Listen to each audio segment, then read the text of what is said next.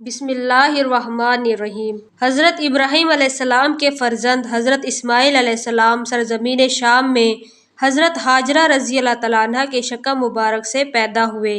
حضرت ابراہیم علیہ السلام کی بیوی حضرت سارہ کی کوئی اولاد نہ تھی، اس لیے انہیں رشک پیدا ہوا کہ انہوں نے حضرت ابراہیم علیہ السلام سے کہا کہ آپ حضرت ہاجرہ رضی اللہ تعالیٰ عنہ اور ان کے بیٹے اسماعیل علیہ السلام کو میرے پاس سے جدا کر کے کہیں دور کر دیجئے۔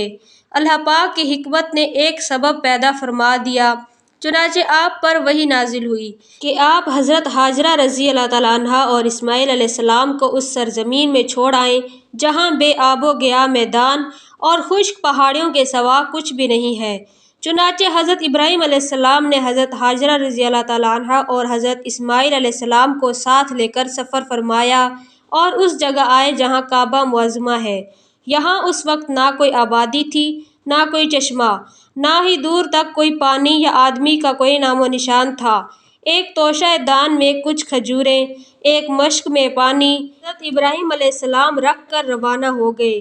حضرت ہاجرہ رضی اللہ تعالیٰ عنہا نے فریاد کی، اے اللہ عز و جل کے نبی، اس سنسان بیابان میں جہاں نہ کوئی مونس ہے نہ غمخوار، آپ ہمیں بے یار و مددگار چھوڑ کر کہاں جا رہے ہیں؟ کئی بار حضرت ہاجرہ رضی اللہ تعالیٰ عنہ نے آپ کو پکارا مگر آپ نے کوئی جواب نہیں دیا۔ آخر میں حضرت ہاجرہ رضی اللہ تعالیٰ عنہ نے سوال کیا کہ آپ اتنا فرما دیجئے کہ آپ نے اپنی مرضی سے ہمیں یہاں لا کر چھوڑا ہے یا اللہ پاک کے حکم سے آپ نے ایسا کیا ہے؟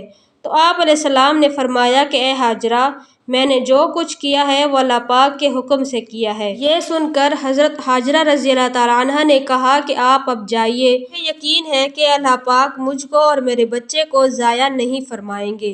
اس کے بعد حضرت ابراہیم علیہ السلام نے ایک لمبی دعا مانگی اور وہاں سے ملک شام چلے آئے۔ چند دنوں میں کچھ کھجوریں اور پانی ختم ہو جانے پر حضرت ہاجرہ رضی اللہ تعالیٰ عنہ پر بھوک اور پیاس کا غلبہ ہوا۔ ان کے سینے میں دودھ بھی خشک ہو گیا اور بچہ بھوک و پیاس سے تڑپنے لگا۔ حضرت ہاجرہ رضی اللہ تعالیٰ عنہ نے پانی کی تلاش کی، 7 چکر صفا و مروہ کے دونوں پہاڑیوں کے لگائے مگر پانی کا کوئی سراغ دور دور تک نہیں ملا، یہاں تک کہ حضرت اسماعیل علیہ السلام پیاس کی شدت سے ایڑیاں رگڑ رگڑ کر رو رہے تھے۔ حضرت جبرائیل علیہ السلام نے آپ کی ایڑیوں کے پاس زمین پر اپنا پیر مار کر ایک چشمہ جاری کر دیا اور اس پانی میں دودھ کی خاصیت تھی کہ یہ غذا اور پانی دونوں کا کام کرتا تھا۔ چنانچہ یہی زمزم کا پانی پی پی کر حضرت ہاجرہ رضی اللہ تعالیٰ عنہا اور حضرت اسماعیل علیہ السلام زندہ رہے، یہاں تک کہ حضرت اسماعیل علیہ السلام جوان ہو گئے اور شکار کرنے لگے۔ پھر قبیلہ جرہم کے بعد کچھ لوگ اپنی بکریوں کو چراتے ہوئے اس میدان میں آئے اور پانی کا چشمہ دیکھ کر حضرت بی بی ہاجرہ رضی اللہ تعالیٰ عنہا کی اجازت سے یہاں آباد ہو گئے اور اس قبیلے کی ایک لڑکی سے حضرت اسماعیل علیہ السلام کی شادی بھی ہو گئی اور رفتہ رفتہ یہاں ایک آبادی بھی ہو گئی۔ پھر حضرت ابراہیم علیہ السلام کو اللہ پاک نے حکم دیا کہ خانہ کعبہ کی تعمیر کرے، چنانچہ آپ نے حضرت اسماعیل علیہ السلام کی مدد سے خانہ کعبہ کو تعمیر فرمایا۔ اس وقت حضرت ابراہیم علیہ السلام نے اپنی اولاد اور باشندگان مکہ مکرمہ کے لیے جو طویل دعا مانگی وہ قرآن مجید کی مختلف سورتوں میں مذکور ہے۔ چنانچہ سورہ ابراہیم میں آپ کی اس دعا کا کچھ حصہ اس طرح مذکور ہے، جن آیات کا ترجمہ یہ ہے: اے میرے رب، میں نے اپنی کچھ اولاد ایک نالے میں بسائی جس میں کھیتی نہیں ہوتی، تیری حرمت والے گھر کے پاس، اے ہمارے رب، اس لیے کہ وہ نماز قائم رکھیں، تو لوگوں کے کچھ دل ان کی طرف مائل کر دے اور انہیں کچھ پھل کھانے کو دے، شاید وہ احسان مانیں۔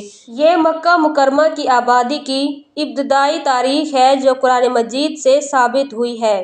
اس دعا میں حضرت ابراہیم علیہ السلام نے اللہ پاک سے 2 چیزیں طلب کی، ایک تو یہ کہ کچھ لوگوں کے دل اولاد ابراہیم علیہ السلام کی طرف مائل ہوں اور دوسری یہ کہ ان لوگوں کو پھلوں کی روزی کھانے کو ملے۔ سبحان اللہ! آپ کی یہ دعائیں مقبول ہوئیں، چنانچہ اس طرح لوگوں کے دل اہل مکہ کی طرف مائل ہوئے کہ آج اس کی آبادی کروڑوں میں ہے اور مکہ مکرمہ کی زیارت کے لیے تڑپ رہے ہیں، اور ہر دور میں طرح طرح کی تکلیفیں اٹھا کر مسلمان خشکی اور سمندر اور ہوائی راستوں سے مکہ مکرمہ جاتے ہیں۔ اور قیامت تک جاتے رہیں گے۔ یہ سب حضرت ابراہیم علیہ السلام کی دعاؤں کے برکتوں کے اثرات ہیں جو بلا شبہ دنیا کے عجائبات میں سے ہے۔ تو ناظرین کرام، یہ تھی آج کی ویڈیو۔ امید ہے کہ ویڈیو آپ کو اچھی لگی ہوگی۔ ویڈیو کو لائک کر دیجیے اور چینل سبسکرائب کریں۔ ملتے ہیں اگلی ویڈیو میں۔ اپنا بہت سارا خیال رکھیے گا۔ اللہ حافظ۔